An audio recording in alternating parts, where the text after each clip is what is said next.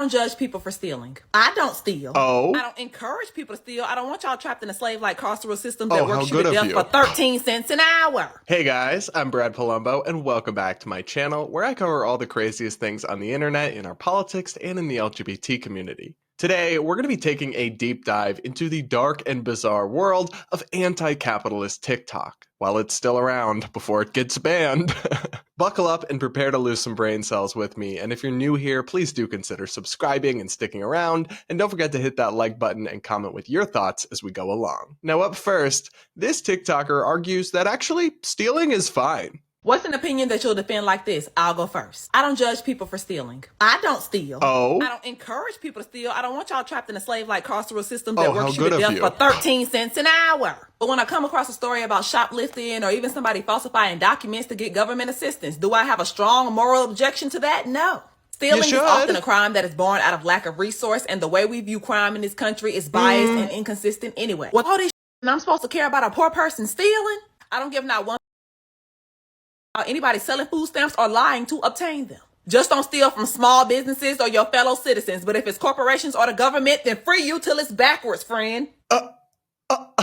What did I just watch? First, I'm sure that this person believes that stealing is just mostly done by poor people stealing bread to feed their families or whatever. That's just not true, though. If it were true, the most commonly stolen items wouldn't include beauty products and electronics and sneakers. And regardless, even if they were stealing to feed their kids or something like that, stealing is still immoral. By taking things that don't belong to you, you are eroding the social trust and property rights that allow our economic system to flourish and allow everybody to prosper. You're also imposing costs on the rest of your community because guess what, Cupcake? They're going to pass along those costs via higher prices. When shrinkage, which is what businesses call costs from stolen goods, goes up, so do prices. So congrats, you just made all your neighbors poorer so you didn't have to pay for the things that you wanted to take. And the way this person tries to draw some distinction between stealing from individuals or a small business versus stealing from the government or a big corporation makes no sense at all. I mean, when you fraudulently claim taxpayer-funded benefits,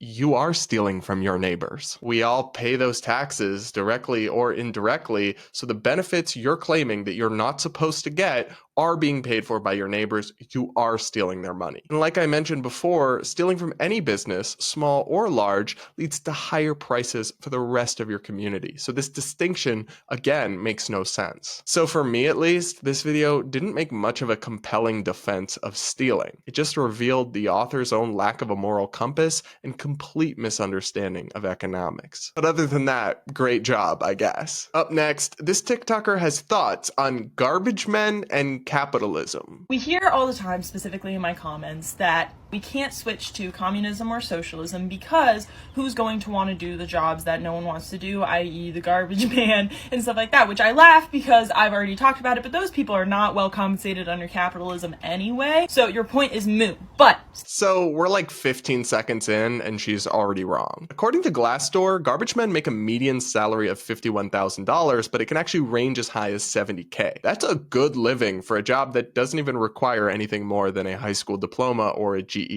Anyway, let's go back to homegirl here. Maybe she explains that or something. I don't know. under capitalism, there is no incentive to be the garbage man. There is no incentive to be the worker. But Stop. What? Baby girl, if there was no incentive, nobody would do it. Because in a free market, you get to choose what job you work at. And in reality, they're doing it because it pays better than any other job they could get. It's the best option available to them. That's the incentive. But go off, I guess. there is an incentive to be the capitalist, so that's how they justify it, is that the capitalist will make the garbage company, and then someone will have to be the garbage man because there's the garbage company. So ultimately, they are conceding the fact that having a garbage company is not really a personal interest of anyone anyway, because they're saying that the reason why the capitalist would want to do it is because of the profits, not because of the actual interest in being a garbage man.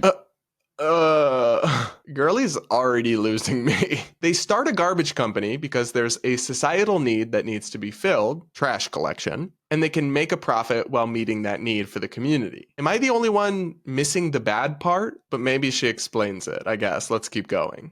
Because obviously the whole point of being the capitalist in this position is that you yourself won't have to do the work of being the garbage man. You will get someone else to do it, but you will reap the profits of it.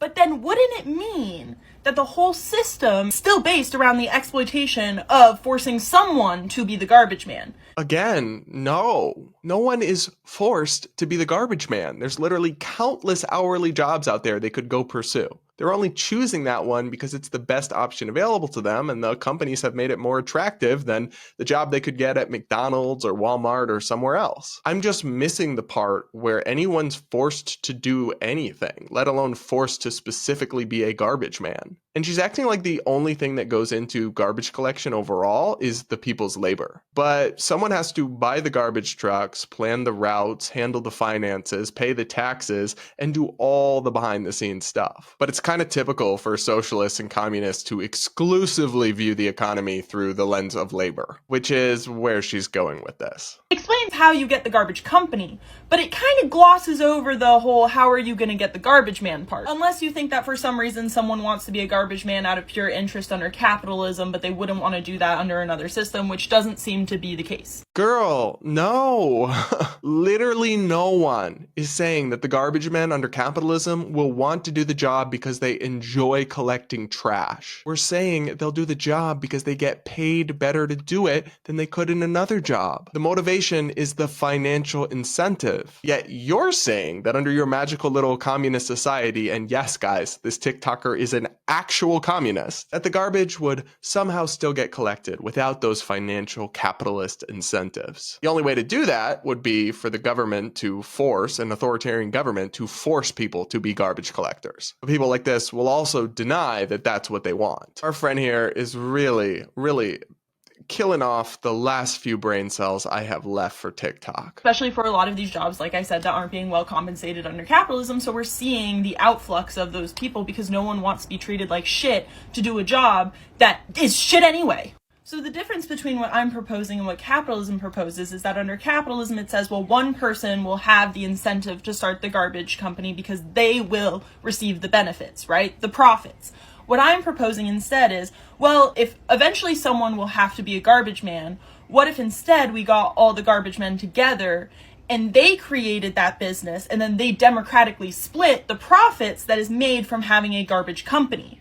So although, yes, they do still have to do the hard work of being the garbage man, at the end of the day, the garbage man sees the profits because it's being democratically split amongst them and their fellow coworkers. Okay, so the thing about free market capitalism is that nobody's stopping them from doing that. It is allowed, and this does happen. It does exist in many businesses for workers to start a co-op business where it's owned by the workers. It just often doesn't work out because it turns out that it is not as easy as it looks to run a successful business and that entrepreneurs do, in fact, add value. But while capitalist ownership of a business is never allowed under socialism, worker-owned businesses are allowed under capitalism. It's not prohibited at all. So I don't understand what her point is supposed to be.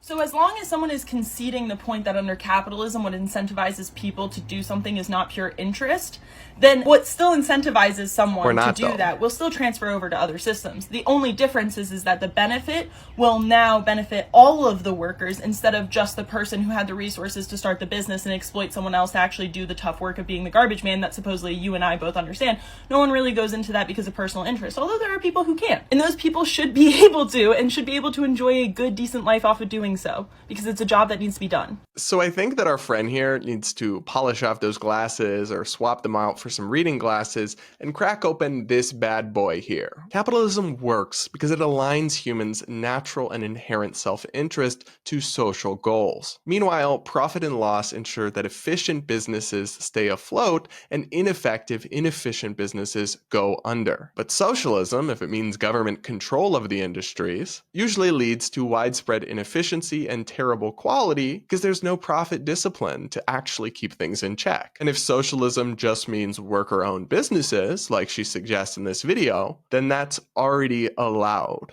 Stuff like this goes so viral on TikTok and is just so widespread on the app that I just worry so many young people out there are getting their perceptions of our modern economy and our systems from people who don't even understand basic concepts in this debate. That's not great. Up next, this TikToker's rant probably should have stayed in the drafts. Do you ever just sit down and think, wow, humans really have to pay money to stay alive? We have to pay for food, we have to pay for water, we have to pay for shelter. How does that make sense? The universe put us on Earth, a planet that has everything humans need to survive, and yet we've evolved to the point where we have to pay money to stay alive. I don't understand that.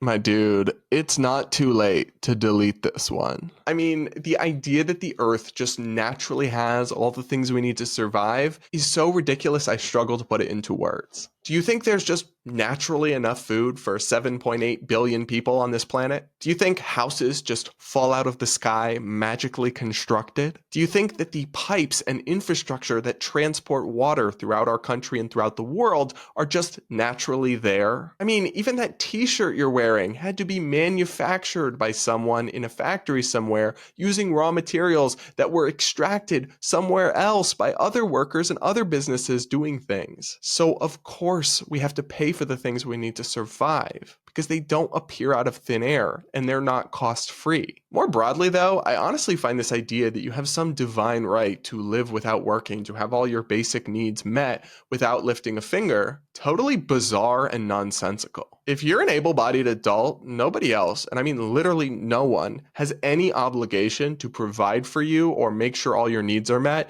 if you're not willing to lift a finger. I'm sorry, but I'm not sorry. If you're an able-bodied adult and you're just unwilling or too lazy to work, I don't really care if you starve or if you're homeless. And it's not anybody else's problem or obligation to take care of you. Okay guys, I saved arguably the best one for last. This video is the most absurd of all. It blames situationships, which is Gen Z slang for like a relationship where you're doing all the things associated with dating, shall we say, but not actually in an official relationship.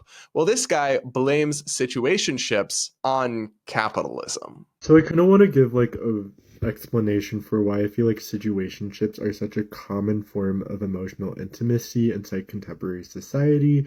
And I feel like there is a tendency to try to focus on like the internal psychology of why somebody might not want to necessarily enter a relationship with you. But I'm here to give you more of a sociological and specifically a political economic perspective that utilizes Marxist and Marxist feminist theory. Oh boy. Marxist feminist theory. That's how you know this is going to be a good one, guys. My own observations and from my own experiences and from what I've read, I think that situationships need to be understood kind of as a manifestation or the intermingling of the unfair burden of reproduction that's placed on women under capitalist patriarchy with the dominant affect under the current system of capitalism being anxiety. I think we just set a new world record for the number of buzzwords used in 20 seconds. It's like they're trying to show their own intelligence by using unnecessarily flowery and complicated language and vocabulary when they're not actually saying anything particularly complicated that needs those words. They're just gilding the lily. They're just flowering their own language to make themselves seem academic and intelligent. But using big words doesn't mean what you're saying makes sense. What do I mean by this? I want to start off first with social reproduction. So I'm using it in the Marxist feminist sense of the word, which refers to the labor that's necessary in order to regenerate a population, specifically the working class, both on a daily basis, but across generations. Yeah, y'all following this one?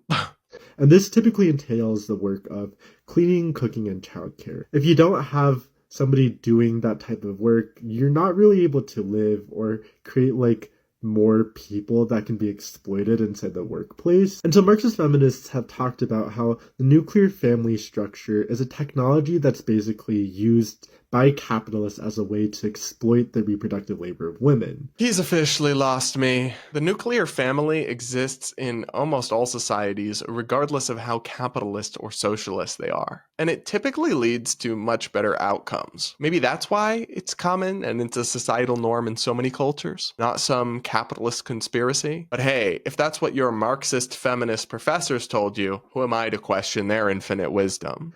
Typically by transforming it into a natural feminine disposition, which is why there's such a focus on women being like good child carers or women being naturally clean compared to men. All of these things serve to socialize women to perform this labor without getting paid by capitalists, which is very beneficial to them in terms of making profit. So he's suggesting that women only take care of their kids and their families without being paid because of capitalist brainwashing and exploitation. Huh?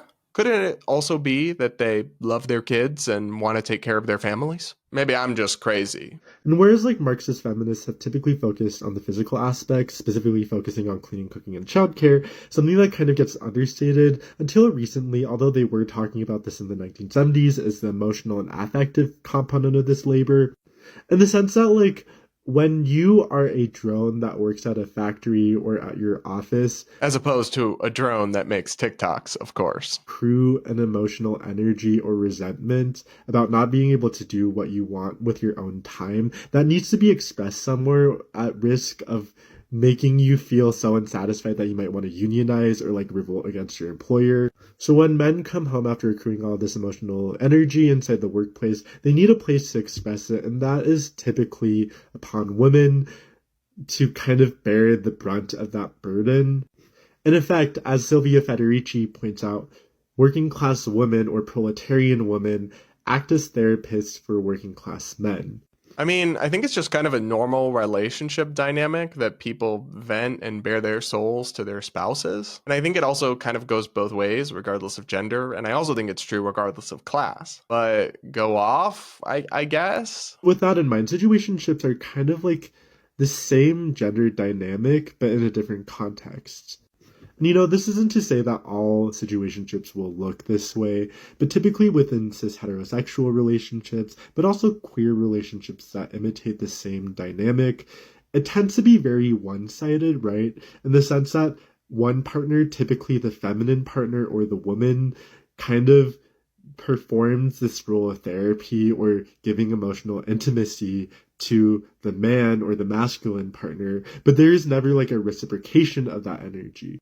Yeah, I really just don't think that that's true. Lots of women have husbands or boyfriends that they can and do confide in. Is that less common than the other way around? Maybe, but also maybe not. I mean, women tend to be more comfortable talking about their emotions than men do. Regardless, it's not some rarity or almost always one way in the way that he's describing it. Mostly because men are not really socialized to perform this type of work under the capitalist patriarchal system that we currently live in. But how does this manifest inside situationships? I think it has to do with, and I'm going to borrow a term from this essay that was originally written by the Institute of Precarious Consciousness, that we currently live under a stage of capitalism where the dominant reactive affect is anxiety. Basically, in this essay, the authors argue that you need more than labor exploitation to keep a capitalist society together. You also need an emotional core that makes people feel like they are actually in a society where they can relate to other people. How is that not just true for any society? This typically takes the form of an emotional trend or a dominant feeling, what, Raymond Williams might call the dominant structure feeling, that is not felt by everybody in the exact same way, but it is generally a common emotional experience that can kind of be felt by everybody that is within a given social context. I feel like Homeboy thinks he just invented some new concept, but he's actually just talking about culture. He's talking about a society's culture, and every country has one, regardless of how capitalistic they are. Before World War II, they say that it was misery, and then after World War II, it was primarily boredom, right? Which is why there was such a focus on boredom in the suburbs within a lot of countercultural spaces during this time. But within the contemporary moment, it kind of seems like the dominant reactive affect is anxiety, right? If you look at everybody around you, it seems like everybody has some form of anxiety or depression. I know so many people that have regular panic attacks, and it seems like everybody's on SSRIs. That might just be you, babe.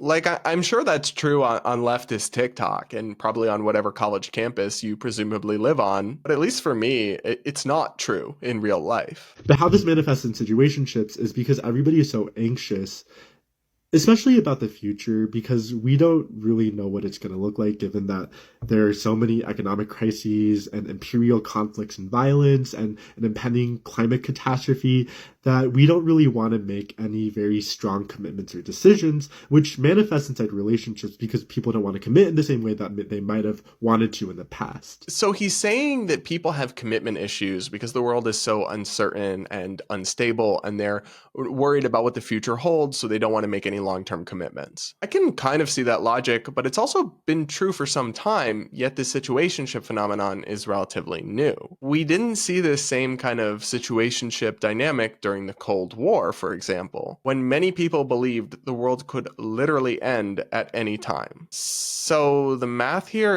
isn't really mathing for me. Reminds me of the situation that I was in maybe like a year ago in a sociology class where the professor asked me and other people around me to make a life plan of where we see ourselves being in like 10 to 20 years.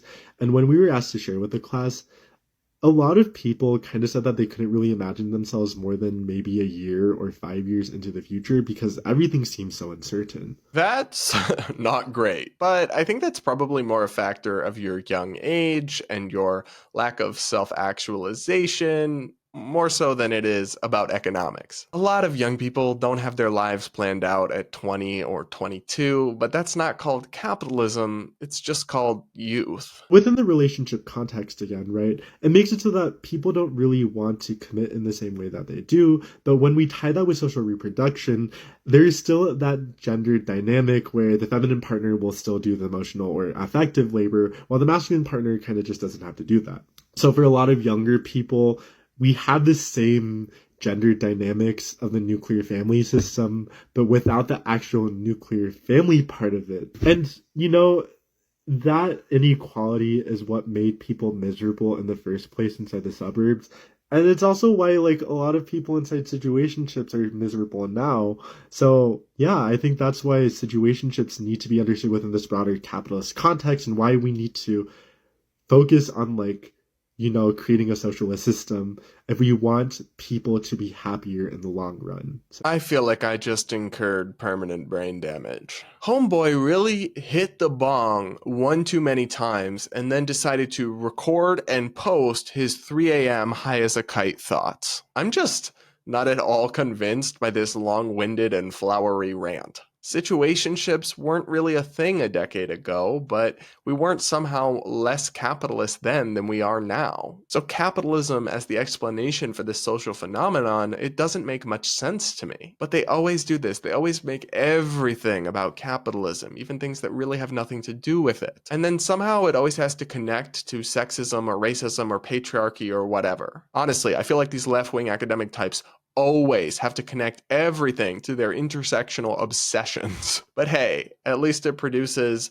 bizarrely entertaining content for you and me. All right, guys, this has been quite the ride. If you're still here at this point in the video, I appreciate you. So please do consider subscribing and sticking around, and maybe even turning on those bell notifications. Don't forget to like and comment with your thoughts. Let me know which one of these weird TikToks was your personal favorite.